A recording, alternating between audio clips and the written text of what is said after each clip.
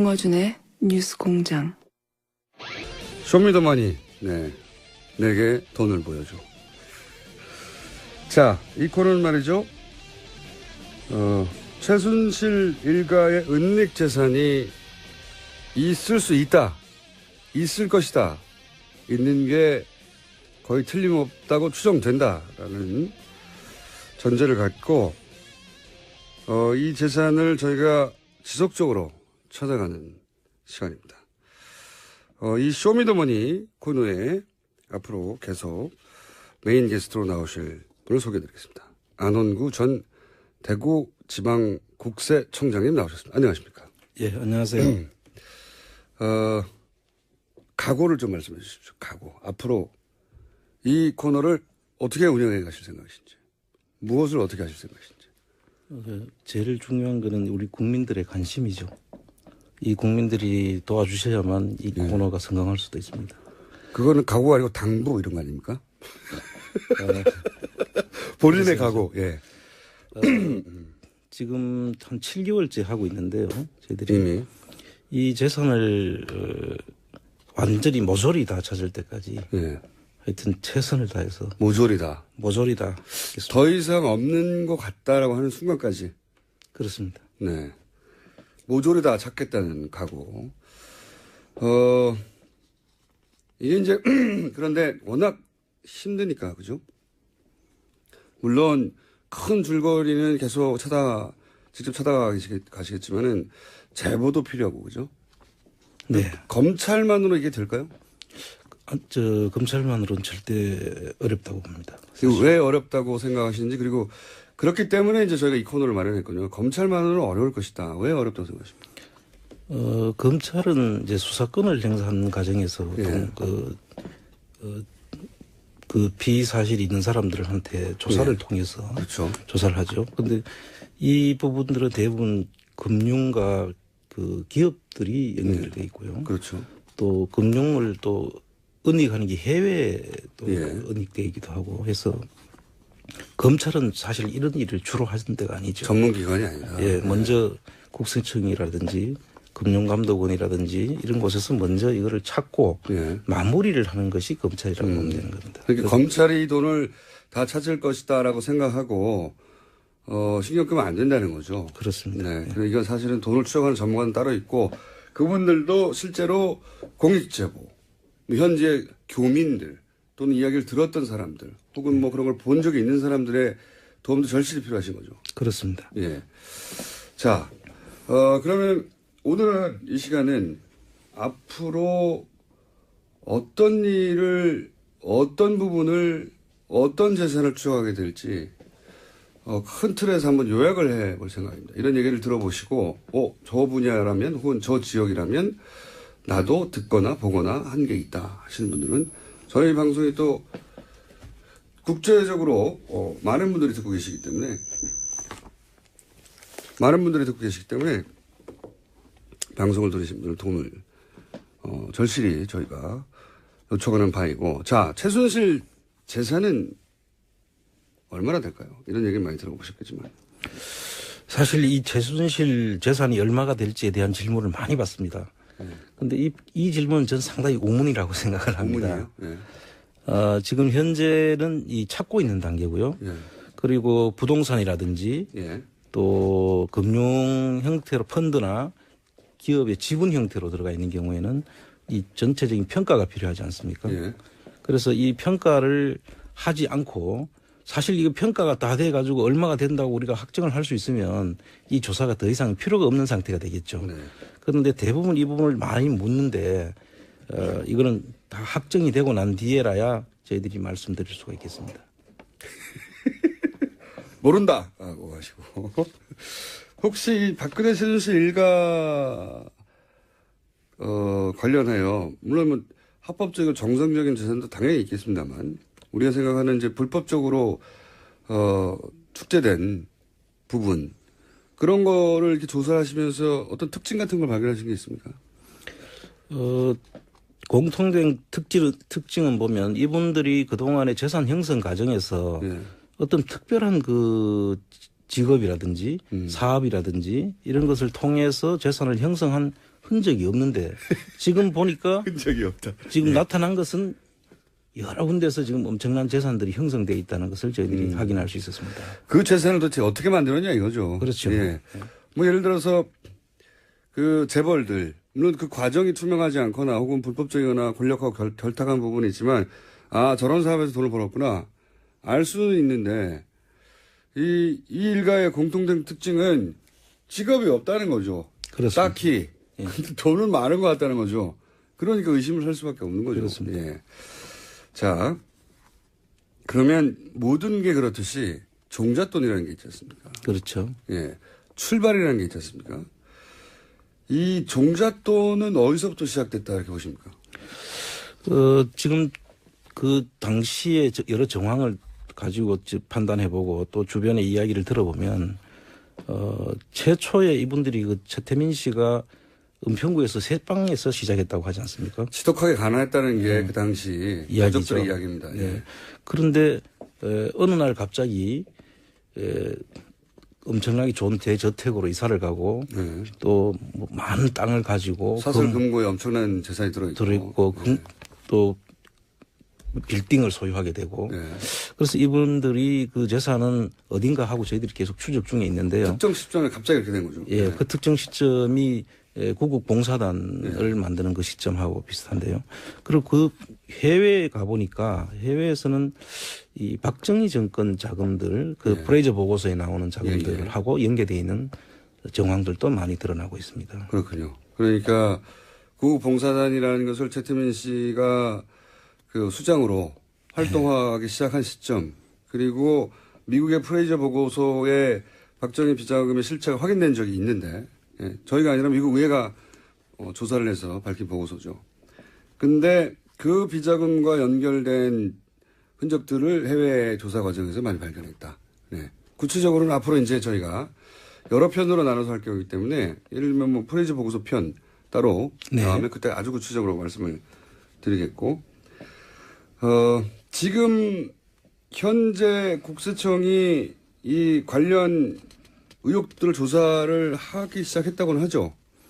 네, 지금 그 하기 시작했다고는 하는데요. 지금 그 부분에 대해서는 제가 의문이 좀 드는 게 국세청이 할 수 있는 그 부가제척기관이라는 게 있어요. 조사를 할 수 있는 기관. 형사법에서는 공소시효라고 하죠. 그 국세청에서도 조사를 할 수 있는 기간이 정해져 있는데 비슷한 부가제척기관입니다. 그 기간이 5년이고 조세범 처벌법에 의하더라도 10년까지 연장할 수밖에 없습니다. 예. 그래서 사실 그 저희들이 재산 근원까지 찾아가려면 국세청이 할 수 있는 범위가 한계가 있죠. 종잣돈을 찾을 수가 없군요. 그렇게. 그렇습니다. 그 이후 그 존속단이 어떻게 불어났는가 하는 과정을 일부 찾을 수 있지만 그렇습니다. 지금은 이제 이 뿌리부터 찾아가 보자는 게 저희 프로젝트니까요. 예. 자, 그러니까 국세청도 특별법이 제정되거나 따로 뭔가 특별한 규정이 마련되지 않으면 현재로서는 종잣돈을 찾기 어렵다. 예, 그렇게 말씀드리고. 그러나 저희는 한번 시도해 보겠다는 겁니다. 그리고 구국봉사단도 말씀하셨는데 구국봉사단 이후에 유경재단도 자주 등장하지 않습니까? 그렇습니다. 유경재단의 흔적들도 있습니까? 예, 유경재단 흔적은 뭐 사회 문제까지 일으켜 가면서 그 가족들까지 재산 다툼을 했다는 거 아닙니까? 그러면서 5천 살인 사건이 생긴 거죠. 네. 그래서 그런 부분들을 속엔 다 돈이 들어 있습니다. 사실은 그 갈등의 핵심은 예, 그렇습니다. 그래서 지금도 뭐 재수사를 해야 된다고 하지만 그 돈을 받으러 나갔다가 뭐 그런 사고가 일어났다고 지금 짐작을 하고 있지 않습니까? 네. 그 사고 뭐 이거 말씀하시니까 제가 잠깐 짧게 언급하자면 5천 살인 사건의 공식적인 발표로는 두 사촌 간의 돈 문제로 이제 그런 일이 벌어졌다는 것이고 제가 뭐 주진우 기자가 오랫동안 취재한 바로는 그게 아니라 어떤 돈을 받으려고 하는 어떤 돈을 받으려고 했던 약속된 과정에서 그 끝에 이런 살인 사건이 일어났다고 저희는 알고 있습니다. 네, 저도 그렇게 듣고 있습니다. 예, 뭐 이건 또 다른 주제니까 엄청나게 큰 주제니까 다른 코너에서 다뤄보기로 하고 그런 말씀을 하신 거죠. 네, 그렇습니다. 결국 돈 때문에 벌어진 일이다. 자, 그렇게 종잣돈 얘기도 하겠지만 그 이후에 쭉 거의 40여 년간 그 종잣돈이 이제 불려지는 과정이 있지 않습니까? 네. 불려지는 과정. 여기서 이제 해외에 각종 페이퍼 컴퍼니들이 등장하고 뭐 독일이 등장하고 하지 않습니까? 그렇습니다. 요것도 앞으로 다룰 텐데 특히 이 부분은 국내에서 거의 언급이 안 되다가 사실상 안홍구 청장님이 독일을 가서 실제 말로만 듣다가 네. 실제 그 현장도 찾아가 보고 네. 또 그런 페이퍼 컴퍼니도 찾아가 보고 하면서 점점 확신을 하시게 된 거잖아요. 그렇습니다. 이 대목도 좀 설명해 주십시오. 저희들이 이제 독일을 간 게 아마 올해 연초인데요. 네. 연초에 참고로 자비로 추적 중이십니다. 이게 무슨 기관이나 예. 또는 뭐 정부나 틀림없이 그럴 것 같다고 생각하시죠? 아닙니다. 안홍구 청장님은 지금 자비로 이 추적을 하고 있습니다. 네. 돈 좀 필요하십니까? 돈을 찾으면 일부 주는 거 아니에요? 아, 목적이 나왔어요. 목적이. 쇼미더머니의 목적이. 예를 들어 진짜로 한 1조를 찾으면 그중에 일부를 포상금으로 줍니까? 원래 국세청에서? 그것까지는 제가 국세청에서 주는 건 아니고요. 네. 아마 그 잃어버린 돈을 찾아주면은 일부 보상금으로 주는 걸로 알고는 있습니다. 네. 돈 주고 그랬을 때 주인이 감사. 예. 아무 근거 없는 얘기였습니다. 보상금은. 자. 지금 저희들이 독일을 가서 보니까 페이퍼 컴퍼니를 많이 만들어 놨어요. 네. 이제 보통 페이퍼 컴퍼니는 세금을 줄이기 위해서 조세 피난처 같은데 네. 페이퍼 컴퍼니를 만드는데 이분들은 세금 목적보다는 자금을 이전해서 네. 국내에서 숨기기 위해서 간 것 같이 보입니다. 네. 그런 페이퍼 컴퍼니가 한 독일에 한 400개에서 500개 정도. 저희들이 찾은 것만 그렇습니다. 찾은 것만요? 그 뒤에는 엄청나게 더 있을 수도 있죠. 네. 지금 저희들이 한계가 있으니까 네. 저희들이 접근하는 방법은 상당히 우회적으로 접근을 하고 있으니까. 그래서 한 400~500개 정도 저희들이 지금 찾았고요. 그다음 나머지 것들은 뭐 더 있을 걸로 보지만 국내 부분도 또 있습니다. 국내에도 이분들이 가지고 있는 회사의 형태를 보면 대부분의 그 실질적인 회사 운영 형태가 아닙니다. 대부분의 뭐 이름을 계속 바꾼다든지 하면서 그 자금을 은닉하는 데 중점을 둔 그런 형태의 기업들이 저희들이 파악한 게 한 50개에서 국내에 50개요? 예, 한 정도 이름이 있습니다. 그런데 그 이름들은 일부는 이름들이 계속 바뀌기 때문에 네.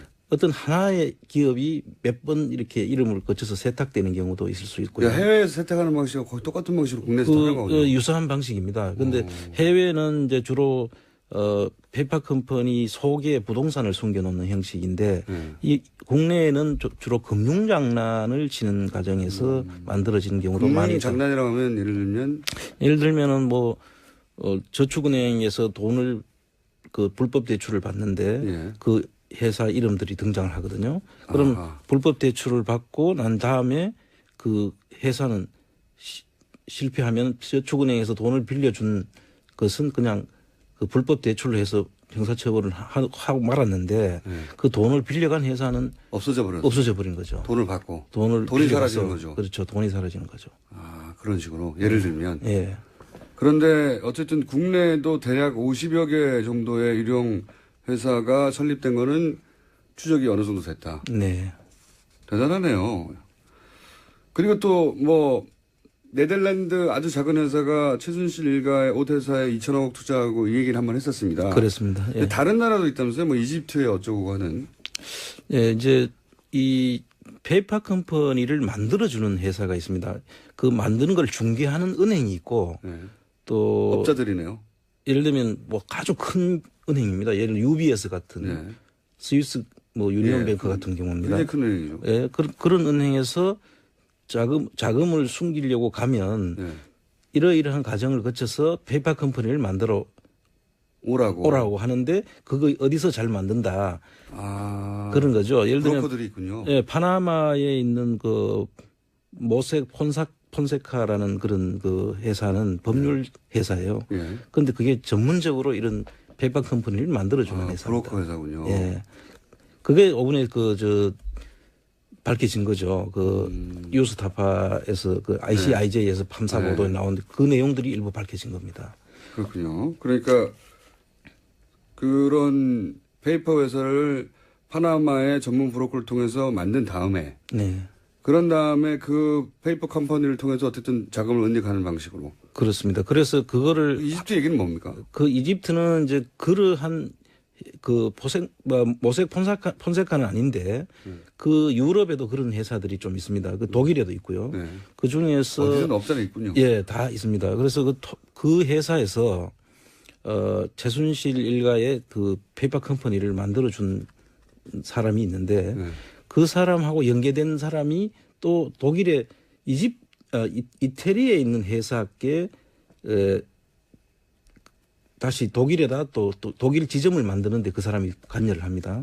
그래서 그 관여한 사람을 내용을 보니까 그 이태리에서 돈이 들어와서 700억 정도를 그 이집트에다가 후라이팬 공장을 만든다고 하면서 후라이팬 공장. 이제 투자를 하고 그때 당시에 이집트에서는 그 산업통상부 장관격인 분이 나와서 그 기자회견에 참여도 하고 그러죠. 크게 그림을 예, 그렸네요. 그런데 그 실제로 이집트의 공장이 만든 데는 한 뭐 50억에서 한 5억에서 한 30억 정도 수준이면 충분히 만들 수 있는 금액인데 한 700억이 그쪽으로 투자되는 걸로 그렇게 하면서 제3국을 이용한 자금 세탁 그런 구조가 있을 수 있습니다. 전문가의 영역이군요. 그러니까 5억 10억이면 될 일을 700억을 넣었다고 하고 나머지 그러면 690억 정도는 어디론가. 그렇습니다. 네. 훌륭하네요. 네. 그리고 또 그런 얘기도 잠깐 하신 적이 있어요. 뭐 아예 은행이 뭐 예를 들어 과거 동국권 같은데 네. 은행이 설립된 다음에 그 은행에서 뭔 일을 한 것 같은데 그 은행이 나중에 사라지고 뭐 이런 거. 그 이제 프레이저 보고서가 76년도에 작성이 된 보고서지 않습니까? 네. 1976년도인데 그 이후에 그럼 자금이 어디로 흘러갔을까를 네, 저희들이 네. 이제 추적을 하고 있는 중인데요. 그때 스위스 대표부가 예. 외환은행 프랑크푸르트 지점이 스위스 대표부를 네, 만들죠. 네. 그런데 그 프랑크푸르트 지점장이었던 분이 박근혜 씨의 그 이종 사촌 오빠 네. 그분이 이제 거기서 이제 스위스 지점장을 하면서 스위스 대표부를 만드는 시점이 그 시점입니다. 없던 대표부를 만들죠. 그렇습니다. 네. 그래서 그 대표부를 만들고 난 뒤에 또 이분이 외환은행장까지 하시고 퇴임을 하는데 퇴임하실 때 없어집니다. 그 대표부가. 본인만 했다는 얘기죠. 네. 그렇게 봐야 되겠죠. 네. 그래서 그 부분들이 2000년경인데요. 2000년경에 그게 없어지는 순간에 그럼 그 다음엔 또 어디로 갔을까? 네. 이제 저희들이 지금 이거는 어디까지나 추정하는 거죠. 예. 네. 그래서 그 부분을 추정하는데 국내 한 대기업의 회사가 헝가리 쪽에 은행을 사는 겁니다. 그 당시에. 은행을 샀다. 그런데 또 그게 2013년경 그 박근혜 정부가 들어서는 시점이죠. 그 시점에 또 그 헝가리의 그 로컬 기업에 팔리는 게 됩니다. 그래서 이런 부분에 대해서 저희들이 공교롭게도 겹쳐지는 부분에 대해서 물론 이것만 가지고 이런 생각을 하는 건 아니고 디테일이 있습니다. 네. 디테일이 있는데 이제 오늘은 큰 틀에서 사례만 말씀하는 거니까 그렇게 은행을 설립했다가 이 자금을 세탁하거나 하는 그런 방식도 쓰인 게 아닌가 하는 추정이 있다는 거고요. 예를 들어서 아까 말씀하신 페이퍼 컴퍼니 또는 은닉 재산에 관련된 정보들은 기본적으로 자비로 하시고 조사권이 없는데 그러면 여태까지는 이 내용들을 어떻게 파악해 오신 겁니까? 예, 지금 이 내용을 지금 저희들 파악하는 과정에서 이 가장 감사한 부분이 독일 교포 중에 몇 분이 생업을 포기하고 거의 여기에 미쳐가지고 저희들한테 계속 제보를 주고 계시는 분이 있고 저하고 계속 그 채널을 유지하면서 대화를 하고 있습니다. 그러니까 역시 그 현재 오래 사신 분들이 그 현재 사정이 가장 밝으니까. 그렇습니다. 그 기업을 설립하는 과정부터 폐업하면은 어떤 결과가 있는지 또 하는 데는 이름들이 어떻게 되는지와 그런 부분들을 다 아는 분들이죠. 독일의 절차를 정확하게 아는 분들이. 그렇죠. 네. 그래서 이런 분들의 헌신적인 도움이 있었고 또 독일에만 있는 그 머니하우스라는 제도가 있습니다. 예. 그 머니하우스 제도를 저희들이 100분 활용을 한 거죠. 제도입니까? 머니하우스라는 것은 기업이 설립이 되면 기업 설립을 해서 등기를 하게 되는데요. 예. 그 등기소하고 연결이 돼 가지고 예. 그 이게 사이트로 만들어져 있습니다. 예. 그 언제 설립을 했고 언제 예. 청산이 되고 그의 주주들은 몇 분이 있고. 우리도 그런 건 있지 않습니까? 등기소. 근데 저희들이 그 사이트가 없죠. 아, 그 정보를 공개한다. 아예. 예. 아예 공개를 해서 그 사이트에 들어가면 예. 그걸 확인할 수가 있도록 되어 있습니다. 아, 우리처럼 이게 끊어지면 그 추적이 안 되는 게 아니라 독일 사이트에서는 계속 지속적으로 업데이트하기 때문에 확인해서 따라갈 수가 있군요. 그렇습니다. 지금도 무척? 언제 생겼는지 언제 없어졌는지를 다 볼 수 있고. 무척 좋은 제도군요. 예. 그래서 저희들도 이런 제도들은 우리나라도 한번 도입해 볼 필요가 있다. 그러면 기업이 이름을 바꾸거나 세탁을 하거나 주인이 바꾸거나 해도 독일은 아주 쉽게 추적이 예, 가능하다. 추적이 가능합니다. 그 우리나라에는 이런 제도가 없는데 독일에는 최순실 씨가 아마 이걸 몰랐던 것 같아요. 몰랐거나 인터넷이 나오기 전에 시작한 수법이어서 그렇죠. 예, 인터넷이 나오고 난 다음에 그게 아주 쉬워지면서 이게 이제 꼬리가 잡히기 시작하는 거 아닙니까? 그렇습니다. 안 그랬으면 일일이 그거 다 확인해 봤어야 될 거 아닙니까? 그저 불가능하죠. 사실상 불가능하죠. 예. 예. 인력으로는. 그렇습니다. 국가 단위에서 몰라도. 그리고 등기부 하나를 띄는데도 돈이 얼마나 듭니까? 불가능하죠. 자비 탐정으로서는 불가능한 일이 인터넷 덕분에. 그리고 이제 또 한 가지 저희가 다룰 부분은 뭐냐면, 이채선이 그러면 정유라로 옮겨지고 있는 거 아니냐. 그렇죠. 이런 의혹들이 또 일부 제기돼서 정유라 씨 돌아오면서. 이제 저희들이 그 최순실 씨와 박근혜 씨 간의 그 청장님? 예? 목소리를 조금 톤을 높여주세요. 네, 알겠습니다. 청장님의 목소리는 일정해가지고 아무리 내용이 재밌어도 곧 잠들 수 있는. 내용은 좀 재밌거든요. 아주. 예. 목소리를 조금만 올려주시고. 그렇겠습니다. 네, 예. 일부러 억지로 이렇게 해주십시오. 네. 이 두 분은 최순실 박근혜 씨는 경제 공동체다. 뭐 또 일설에는 나왔죠. 한 몸이다까지 네. 지금 이야기를 짐작하고 있지 않습니까? 그런데 이분들이 그 소생들을 보면 자식들을 보면 박근혜 씨는 자식이 없고 네. 최순실은 정유라가 유일한 자식으로 네, 돼 있죠. 그리고 이 정유라에 대해서 두 분이 들인 공을 보면 대단하죠. 거의 대단하죠. 대단합니다. 자식 단순한 자식으로 보기 어려울 뭐 오히려 누구 자식인지도 모를 정도까지 왜 이렇게까지 하나라는 의문들이 많이 다 있죠. 의문들을 가지고 있죠. 사실은 결국 말 사주다가 다 들킨 거잖아요. 그렇죠. 이게. 이 사건도 거기서 출발이 된 거고요. 예. 그래서 이분들이 결국 정유라한테로 이 많은 자금들이 뭐 사회에 환원할 생각은 없었을 거고 그러면은 전부 다 정유라에게 갔지 않겠나라는 게 이게 뭐 공통 그런 추측이죠. 추정을 하다가 네, 예. 그렇죠. 그래서 이래 보니까 그 당시에 그 KB 프랑크푸르트 지점장 예. 그분하고 그리고 또 저 부분이 있죠. 그 평창동에 예. 평창동이란다. 평창군에 정유라 최순실의 명의로 되어 있는 땅이 있죠. 네네네. 거기 아방궁을 지으려고 했다고 하는 보도가 있었죠. 예. 그 보도가 이명박 정부 때 네. 이명박 씨의 아들 그 이시영의 이름으로 그 땅을 사고 네. 그 내곡동 사저. 내곡동 사저 사건이죠. 그거 저희한테 들켜가지고 못했는데. 그렇죠. 그 내곡동 사저의 그 판박입니다. 예. 그러니까 아들 이름으로 땅을 사고 정부 예산으로 집을 짓고 결국 나중에 상속 없이 대물림할 수 있는 그런 그렇죠. 구조를 만들었던 거죠. 그리고 똑같죠. 그때 똑같습니다. 이게. 내곡동 사저라는 게 결국은 국가가 지어주는 거였는데 그렇습니다. 알고 보면 결국은 아들이 가져가는 구조. 그렇습니다. 그걸 네. 들켜가지고 못해가지고 특검을 해가지고 저희를 굉장히 미워해요. 이명박 대통령께서. 근데 사실 특검도 뭐 제대로 밝히지 못했죠. 예. 네, 그래서 지금 이 부분들은 동일한 유형의 그 기법이 똑같네요. 기법이 똑같습니다. 그리고 이게 여긴 한 기법이 더 들어가는 게 그 예. 일대 땅을 사게 되면 대통령 그 퇴임 후에 사저가 되기 때문에 예. 없는 도로도 내줘야 될 거고요. 그렇죠. 그럼 그 주변 인근 땅들 값이 다 올라가죠. 도로가 나게 되면 맹지가 도로가 나서 대통령이 산다는데. 대통령이 살게 되면 뭐 네. 땅값이 엄청 올라가겠죠. 그래서 조금 한 단계 더 나아간 그런 진화된 기법이 아닌가 저희들이 보고 있습니다. 내용이 굉장히 재밌습니다. 자, 앞으로 계속 다룰 내용이고요. 한 가지만 더 하고 오늘은 뭐 많습니다. 앞으로 이제 조력자들도 누군지 찾아볼 것이고 그 외에 다른 흐름들, 뭐 기업들과의 뭐 스포츠 토토와의 관계라든가 굉장히 많은 얘기를 할 텐데 오늘 한 가지만 더 하고 마무리할게요. 오늘은 첫 시간 앞으로 이런 걸 다룰 겁니다. 얘기 듣고 흥미 있거나 아는 바가 있는 분들은 저희한테 꼭 제보를 해주시거나 청장님에게 직접 연락을 하셔도 됩니다. 청장님 하나 이 용도로 폰 하나 만드시죠.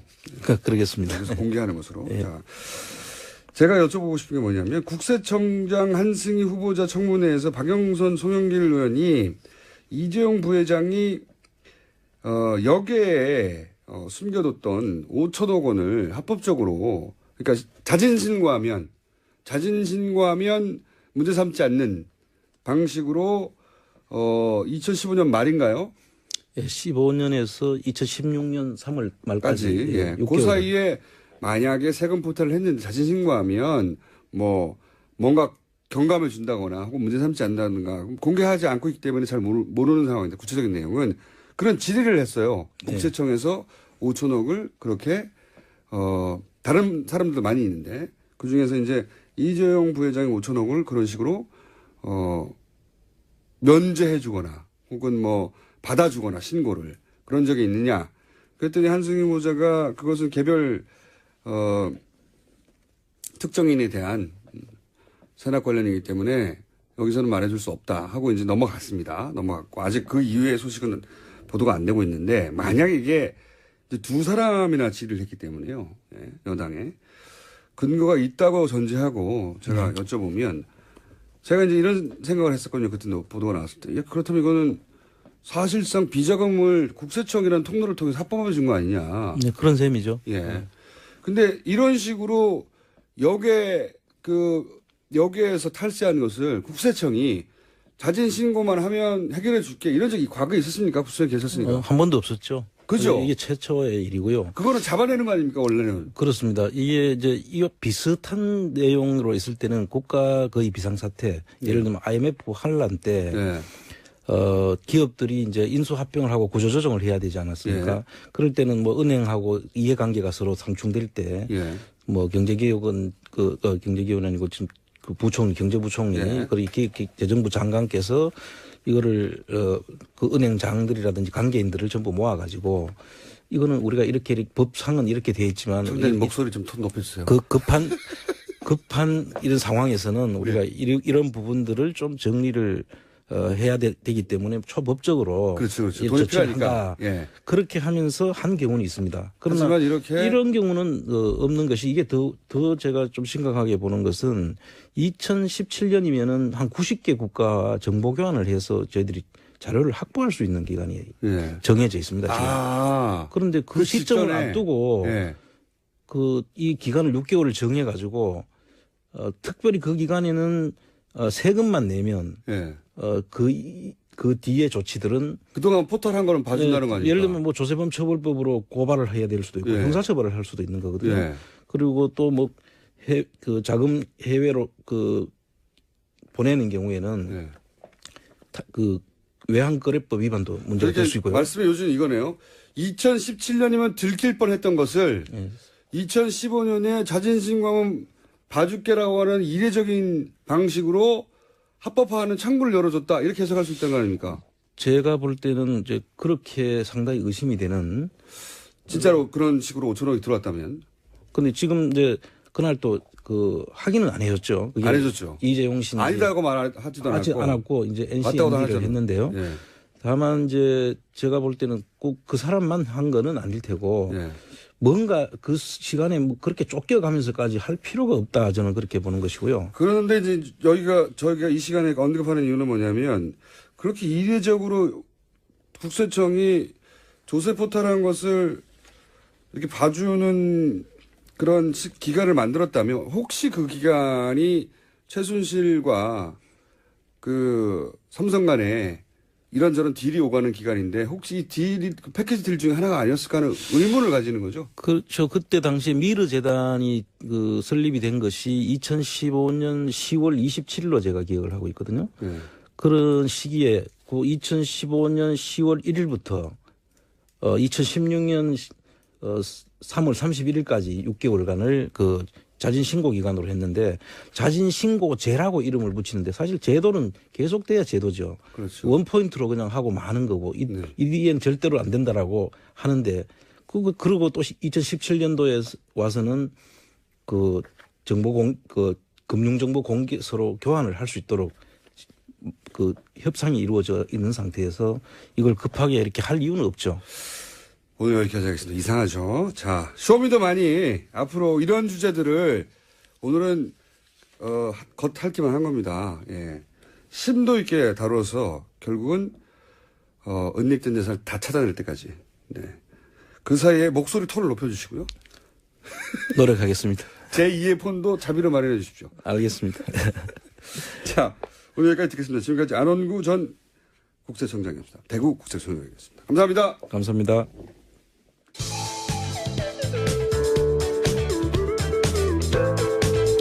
뉴스의 깊이가 다릅니다. 최고의 뉴스 생산자 김어준입니다.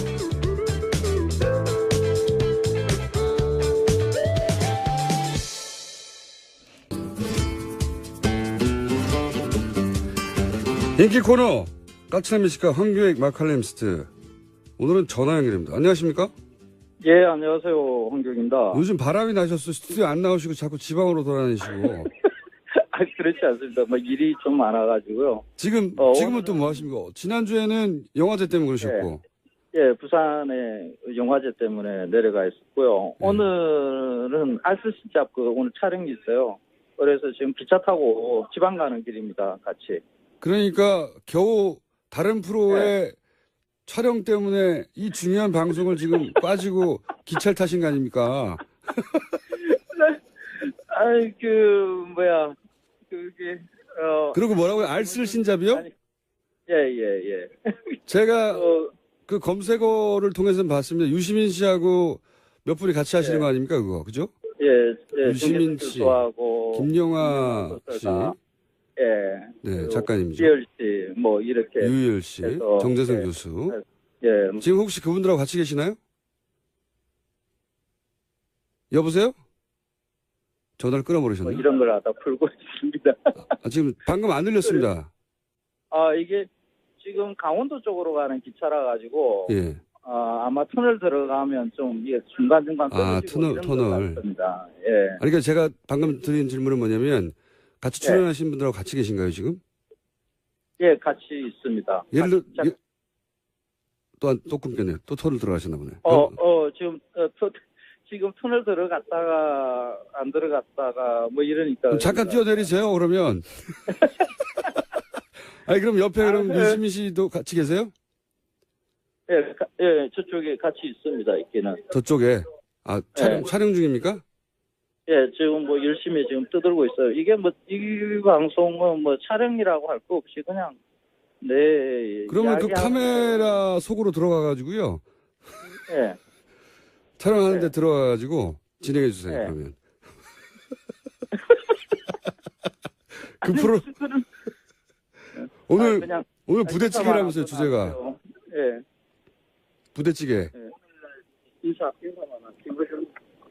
청수. 지금 생방송 중입니다. 유시민 씨?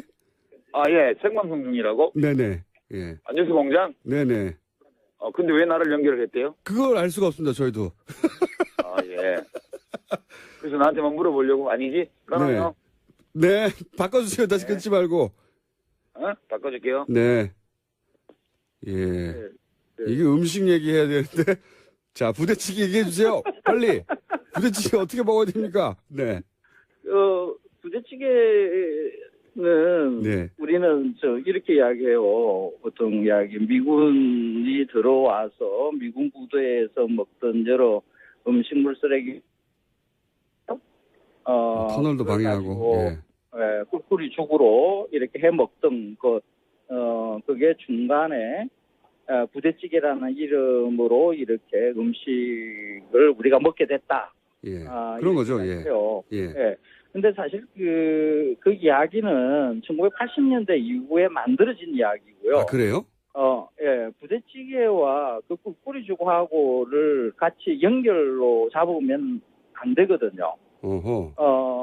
실제로 그 꿀꿀이죽이라는 음식이 있기는 있었어요. 예. 그러니까 미군 부대에서 나오는 음식물 쓰레기들을 가지고 끓여서 먹는 것에 대한 1950년대, 60년대의 그런 신문 기사들도 등장하거든요. 그것을 차마 먹지 못하는 그런 먹을 수 없는 음식을 먹는다는 그런 안타까움 같은 게 있습니다. 네. 그리고 60년대에는 보면 유엔탕이라는 이름으로 그런 음식에 뭐 시래기도 넣고 해서 이렇게 팔렸던 게 남대문 시장이나 이런 데서 팔렸다라고 하는 그런 기록들도 있어요. 아, 그러니까 부대찌개라는 게 아무 뿌리 없이 그러니까 갑자기 쓰레기 모아서 먹기 시작한 했다는 것은 나중에 만들어진 스토리다. 아. 그렇죠. 근데 그 부대찌개, 우리가 먹는 그 부대찌개는 일종의 김치찌개의 일종이거든요. 그렇다고 봐야죠. 거기 예. 다 들어가죠. 거기다가 이제 햄 소세지가 들어가는데, 이런 햄 소세지가 들어가는 이 부대찌개라는 형식은 뭐 미군 부대 근처에서 햄 소세지가 이제 공급이 되니까 그런 것으로 해서 먹는 일부가 있긴 하지만은 이 부대찌개라는 게 외식 시장에서 크게 번창하는 게 1980년대입니다. 네. 이 1980년대에 이 햄과 소세지를 넉넉하게 공급하는 일이 만들어지거든요. 네. 그 이전만 하더라도 우리는 햄 소세지를 국내에서 생산을 하지 못했어요. 그런데 1984년, 85년 무렵에 국내에서 햄 소세지를 만드는 국산 햄 소세지가 시판이 됩니다. 예. 그런데 한국인의 음식 습관에서는 이 햄 소세지가 그렇게 적극적으로 받아들일만 하지 못하거든요. 빵을 주식으로 하고 있지도 않고 그것을 포크 나이프로 가지고 쓸고 빵 사이에 넣고 해서 이렇게 먹는 게 조금 어색하죠. 예. 그래서 소비가 그렇게 많이 안 돼요. 음. 그래서 그 소비를 늘리기 위한 전략으로 부대찌개가 이렇게 등장하기 시작합니다. 그렇군요.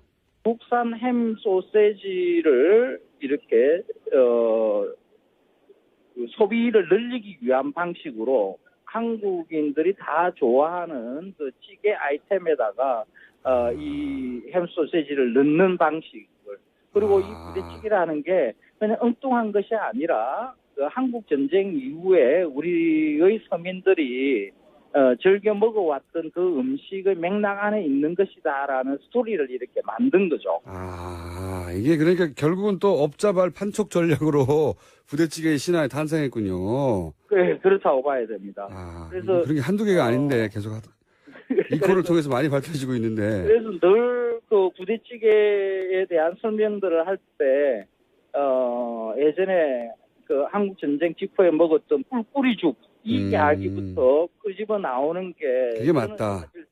사실 그게 좀 불편해요. 꿀꿀이죽 이야기하는 게. 꿀꿀이죽을 예전에 우리가 어쩔 수 없이 먹었던 그런 경험들이 있지만은 지금의 부대찌개와는 완전히 다른 음식이니까. 알겠습니다. 예, 저기 구별해서 이야기하는. 알겠습니다. 구분을 해야 된다는 거 충분히 이해했고요. 시간이 다 됐습니다. 다 돼서 예, 알겠습니다. 다 됐다고 네. 아니군요. 제가 책을 잘못 봤습니다. 오늘 엉망진창이네요. 예. 터널도 끊기고 막 유시민 씨 중간에 튀어나오고 유시민 씨한테 그런 식으로 튀어나오지 말라고 경고해 주시고요. 예. 자, 그러면은 꿀꿀이죽에서 유래됐다고 하는, 그리고 소위 말해서 부대찌개가 쓰레기 모아서 먹었다고 하는 것은 예. 그 햄소세지를 처음 만들었던 업자들이 잘 안 팔리니까 맞습니다. 판촉 전략으로 만드는 신화에 가깝다. 도시 전설에 가깝다. 맞습니다. 지금 우리가 햄 소세지를 먹는 방식을 보면 아마 부대찌개로 먹는 게 가장 많을 겁니다. 그리고 그렇죠. 햄 소세지 이런 그 돼지고기 가공품들을 우리가 많이 먹어야 되거든요. 예. 돼지고기 소비에서 이런 가공품들이 뭘 많이 먹어야만 이 돼지 전체를 다 소비하는 좀 합리적인 소비가 될 수 있거든요. 그래서 이런 방식의 부대찌개를 통해서라도 햄스소시지를 많이 먹게 만드는 거 이런 전략이 기업이 아니라 그 사회적인 측면에서 봐서도 긍정적이기도 해요.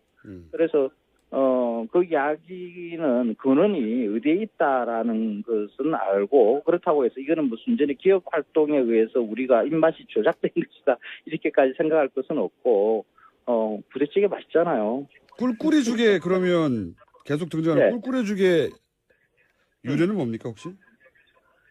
그 꿀꿀이죽은 그 말 그대로요.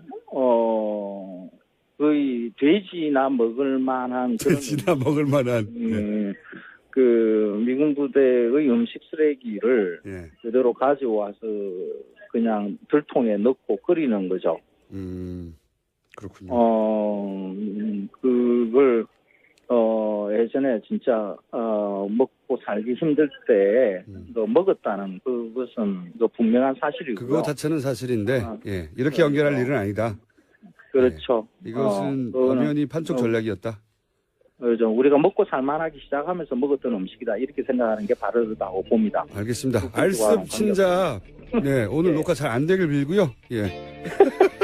다음 주에는 스튜디오에 직접 뵙겠습니다. 감사합니다. 그래요. 고맙습니다. 네, 황교익 씨였습니다. 돈을 찾으면 일부 주는 거 아니에요? 목적이 나왔어요. 목적이. 쇼미더머니의 목적이.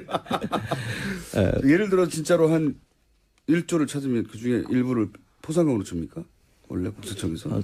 그것까지는 제가 국세청에서 주는 건 아니고요. 네. 아마 그 잃어버린 돈을 찾아주면은 일부 보상금으로 주는 걸로 알고는 있습니다. 네. 돈 주고 그랬을 때 주인이 감사. 예, 아무 근거 없는 얘기였습니다. 보상금은. 자.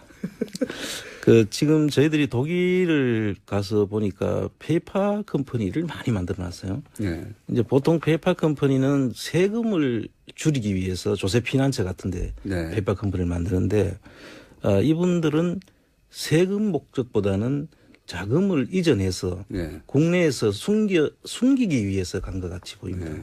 그런 페이퍼 컴퍼니가 한 독일에 한 400개에서 500개 정도. 저희들이 찾은 것만 그렇습니다. 찾은 것만요. 그 뒤에는 엄청나게 더 있을 수도 있죠. 예. 지금 저희들이 한계가 있으니까 예. 저희들이 접근하는 방법은 상당히 우회적으로 접근을 하고 있으니까. 그래서 한 400~500개 정도 저희들이 지금 찾았고요.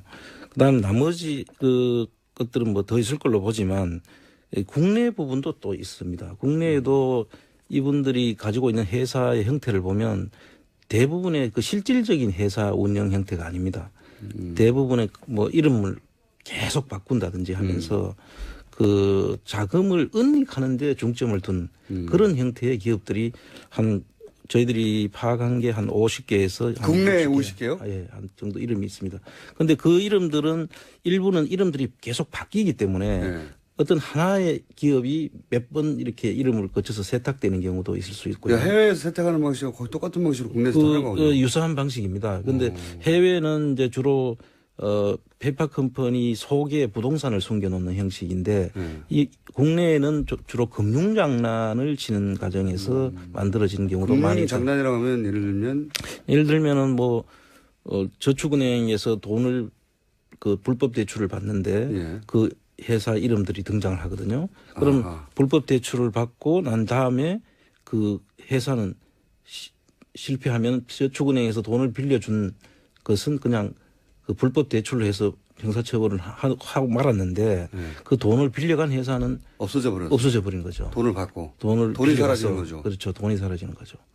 그런 식으로. 예를 들면. 예. 그런데 어쨌든 국내에도 대략 50여 개 정도의 유령 회사가 할 것이다라고 생각하고 신경 끄면 안 된다는 거죠. 그렇습니다. 네. 그리고 이건 사실은 돈을 추적하는 전문가는 따로 있고 그분들도 실제로 공익제보, 현재 교민들 또는 이야기를 들었던 사람들 혹은 뭐 그런 걸 본 적이 있는 사람들의 도움도 절실히 필요하신 거죠. 그렇습니다. 예.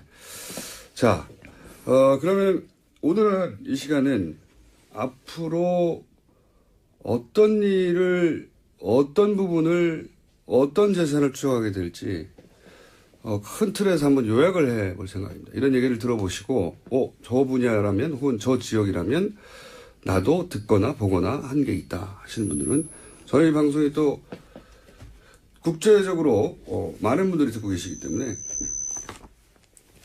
많은 분들이 듣고 계시기 때문에 방송을 들으신 분들 도움을 절실히 저희가 요청하는 바이고. 자, 최순실 재산은 얼마나 될까요? 이런 얘기 많이 들어보셨겠지만. 사실 이 최순실 재산이 얼마가 될지에 대한 질문을 많이 받습니다. 그런데 이 질문은 저는 상당히 우문이라고 생각을 합니다. 네. 지금 현재는 이 찾고 있는 단계고요. 예. 그리고 부동산이라든지 예. 또 금융 형태로 펀드나 기업의 지분 형태로 들어가 있는 경우에는 이 전체적인 평가가 필요하지 않습니까? 예. 그래서 이 평가를 하지 않고 사실 이거 평가가 다 돼가지고 얼마가 된다고 우리가 확정을 할 수 있으면 이 조사가 더 이상 필요가 없는 상태가 되겠죠. 네. 그런데 대부분 이 부분을 많이 묻는데 이거는 다 확정이 되고 난 뒤에라야 저희들이 말씀드릴 수가 있겠습니다. 모른다라고 하시고. 혹시 박근혜 최순실 일가 관련하여 물론 뭐 합법적이고 정상적인 재산도 당연히 있겠습니다만 우리가 생각하는 이제 불법적으로 축제된 부분 그런 거를 이렇게 조사하시면서 어떤 특징 같은 걸 발견하신 게 있습니까? 공통된 특징은 보면 이분들이 그동안의 재산 형성 과정에서 예. 어떤 특별한 그 직업이라든지 사업이라든지 이런 것을 통해서 재산을 형성한 흔적이 없는데 지금 보니까 흔적이 없다. 지금 나타난 것은 여러 군데서 지금 엄청난 재산들이 형성되어 있다는 것을 저희들이 확인할 수 있었습니다. 그 재산을 도대체 어떻게 만들었냐 이거죠. 그렇죠. 예. 뭐 예를 들어서 그 재벌들 물론 그 과정이 투명하지 않거나 혹은 불법적이거나 권력하고 결탁한 부분이 있지만 아 저런 사업에서 돈을 벌었구나 알 수는 있는데 이 일가의 공통된 지금은 이제 이 뿌리부터 찾아가 보자는 게 저희 프로젝트니까요. 네. 자, 그러니까 국세청도 특별법이 제정되거나 따로 뭔가 특별한 규정이 마련되지 않으면 현재로서는 종잣돈을 찾기 어렵다. 예, 그렇게 말씀드리고. 그러나 저희는 한번 시도해 보겠다는 겁니다. 그리고, 구급봉사단도 말씀하셨는데, 구급봉사단 이후에 유경재단도 자주자주 등장하지 않습니까? 그렇습니다. 유경재단의 흔적들도 있습니까? 예, 유경재단 흔적은 뭐 사회 문제까지 일으켜 가면서 예. 그 가족들까지 재산 다툼을 했다는 거 아닙니까? 그러면서 5천 살인 사건이 생긴 거죠. 네. 그래서 그런 부분들을 속엔 다 돈이 들어 있습니다. 사실은 그 갈등의 핵심은 예, 그렇습니다. 그래서 지금도 뭐 재수사를 해야 된다고 하지만 그 돈을 받으러 나갔다가 뭐 그런 사고가 일어났다고 지금 짐작을 하고 있지 않습니까? 예.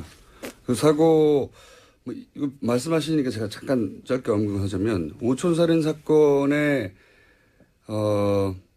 공식적인 발표로는 두 사촌 간의 돈 문제로 이제 그런 일이 벌어졌다는 것이고 제가 뭐 주진우 기자가 오랫동안 취재한 바로는 그게 아니라 어떤 돈을 받으려고 하는 어떤 돈을 받으려고 했던 약속된 과정에서 그 끝에 이런 살인 사건이 일어났다고 저희는 알고 있습니다. 네, 저도 그렇게 듣고 있습니다. 예, 뭐 이건 또 다른 주제니까 엄청나게 큰 주제니까 다른 코너에서 다뤄보기로 하고 그런 말씀을 하신 거죠. 네, 그렇습니다. 결국 돈 때문에 벌어진 일이다.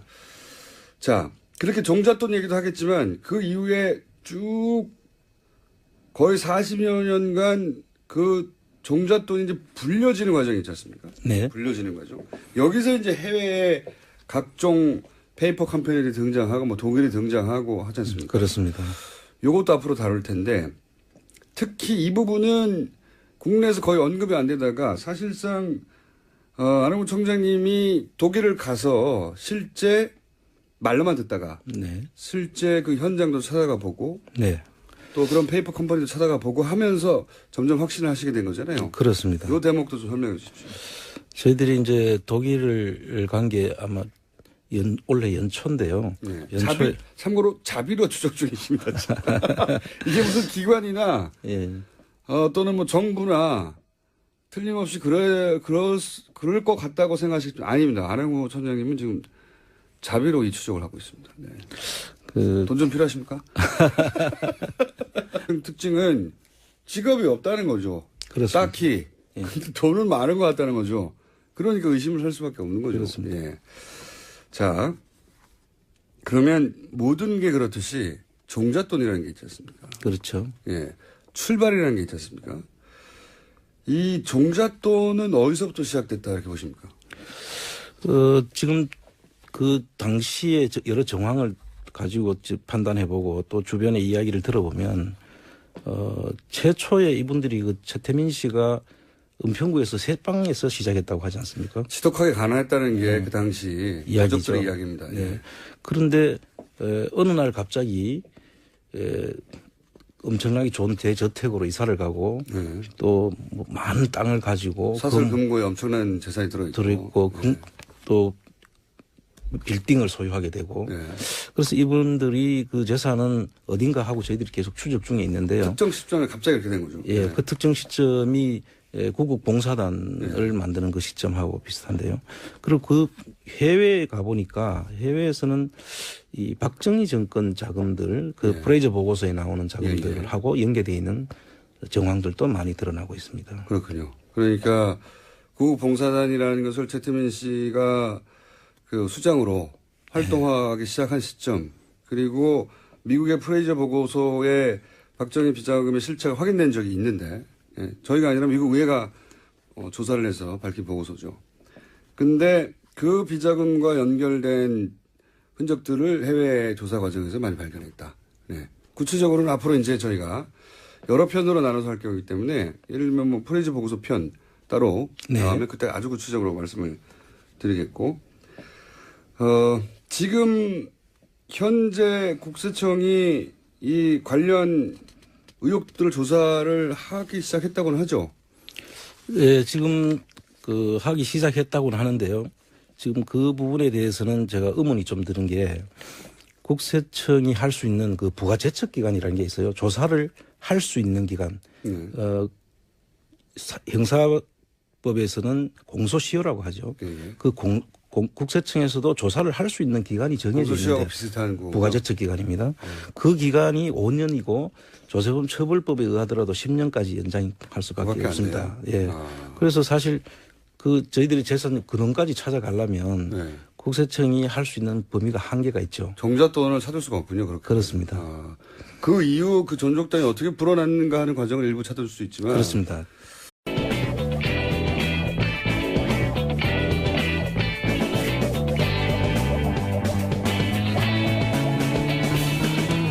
김어준의 뉴스 공장. 쇼미더머니, 네. 내게 돈을 보여줘. 자, 이 코너는 말이죠. 최순실 일가의 은닉 재산이 있을 수 있다. 있을 것이다. 있는 게 거의 틀림없다고 추정된다라는 전제를 갖고, 이 재산을 저희가 지속적으로 찾아가는 시간입니다. 이 쇼미더머니 코너에 앞으로 계속 메인 게스트로 나오실 분을 소개해드리겠습니다. 안원구 전 대구지방국세청장님 나오셨습니다. 안녕하십니까? 예, 안녕하세요. 각오를 좀 말씀해 주십시오. 각오. 앞으로 이 코너를 어떻게 운영해 가실 생각이신지, 무엇을 어떻게 하실 생각이신지. 제일 중요한 거는 우리 국민들의 관심이죠. 이 국민들이 도와주셔야만 이 코너가 성공할 수도 있습니다. 그거는 각오가 아니고 당부 이런 거 아닙니까? 본인의 각오. 예. 지금 한 7개월째 하고 있는데요. 저희들이 이미 이 재산을 완전히 모조리 다 찾을 때까지 하여튼 최선을 다해서 모조리 다 더 이상 없는 것 같다라고 하는 순간까지. 그렇습니다. 네. 모조리 다 찾겠다는 각오. 이게 이제 그런데 워낙 힘드니까 그죠? 물론 큰 줄거리는 계속 직접 찾아가시겠지만은 제보도 필요하고 그죠? 네. 검찰만으로 이게 될까요? 검찰만으로는 절대 어렵다고 봅니다. 왜 어렵다고 생각하시는지 그리고 그렇기 때문에 이제 저희가 이 코너를 마련했거든요. 검찰만으로는 어려울 것이다. 왜 어렵다고 생각하십니까? 검찰은 이제 수사권을 행사하는 과정에서 그 피사실이 있는 사람들한테 조사를 통해서 조사를 하죠. 그런데 이 부분들은 대부분 금융과 그 그 기업들이 연결돼 있고요. 그렇죠. 또 금융을 또 은닉하는 게 해외에 또 예. 은닉돼 있기도 하고 해서 검찰은 사실 이런 일을 주로 하는 데가 아니죠. 전문기관이 아니다. 예, 먼저 국세청이라든지 금융감독원이라든지 이런 곳에서 먼저 이거를 찾고 예. 마무리를 하는 것이 검찰이라고 보면 되는 겁니다. 그러니까 검찰이 이 돈을 다 찾을